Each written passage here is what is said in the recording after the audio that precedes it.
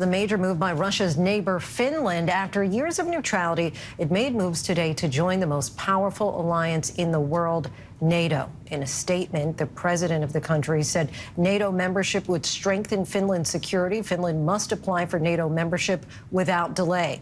Russia responded to Finland's announcement, threatening to take retaliatory steps to stop threats to its national security.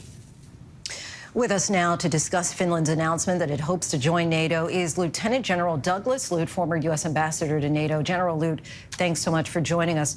Finland's leaders today called for applying for NATO membership, quote, without delay if they join, along with Sweden as expected. How would this change the security panorama in Europe and the wider North Atlantic? Well, such a move would be a win-win for Finland and Sweden as nations because they gain the whole life insurance policy of NATO membership. That is the full benefit of Article 5, which essentially says that any attack on one member would be considered by all the other members as an attack on them. So an attack on one is an attack on all. So they gain a lot. NATO itself would gain a lot by welcoming these two new members. First of all, they would represent an anchor in the sensitive and critical Baltic Nordic region, sort of the northeast corner of the alliance. And the alliance would gain two very well-established democracies with meaningful military capabilities. So it's a win-win for the countries and for the alliance. The only loser in this equation is Vladimir Putin, who of course has achieved what he said he wanted to reverse, which is the enlargement of NATO.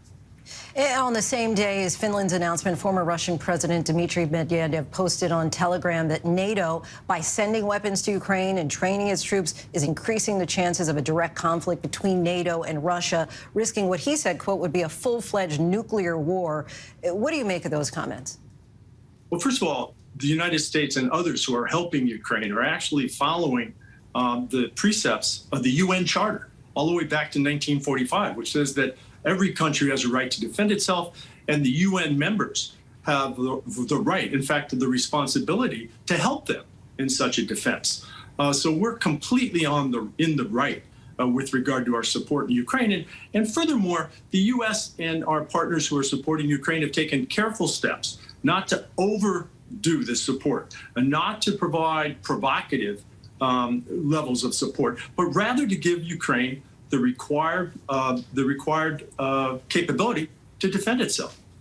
Many experts have said that Russia's invasion of Ukraine was meant to tamp down on Ukraine's ambitions to join NATO. Now we have likely two new NATO members right up along Russia's border. How does that make NATO allied countries safer if it further provokes Russia? Well, the pretext all along that President Putin offered with regard to the attack on Ukraine about NATO membership was a phony pretext from the outset. And what he's proven to countries like Finland and Sweden, who are outside the alliance protection, is that they require membership in the alliance to protect themselves. He has demonstrated that in the first major attack on a European country since 1945, he's demonstrated the essence of NATO and why NATO is so important. So he's actually delivered to himself exactly what he said at the beginning he wished to avoid. What's the path to de-escalation of this conflict at this point? Well, it's difficult to see because if you look at the two protagonists, the two warring parties, Ukraine and Russia, it doesn't appear yet that they have sufficient overlapping grounds for some sort of diplomatic solution, some sort of compromise. You see Ukraine actually gaining momentum, as your correspondent reported, gaining momentum in parts of the battlefield, and yet Russia is gaining in other parts of the battlefield. Neither side has yet exhausted the battlefield dynamic. And until that's done, I don't see room for a diplomatic outcome. Lieutenant General Douglas Lute, we thank you so much for your time. Appreciate it.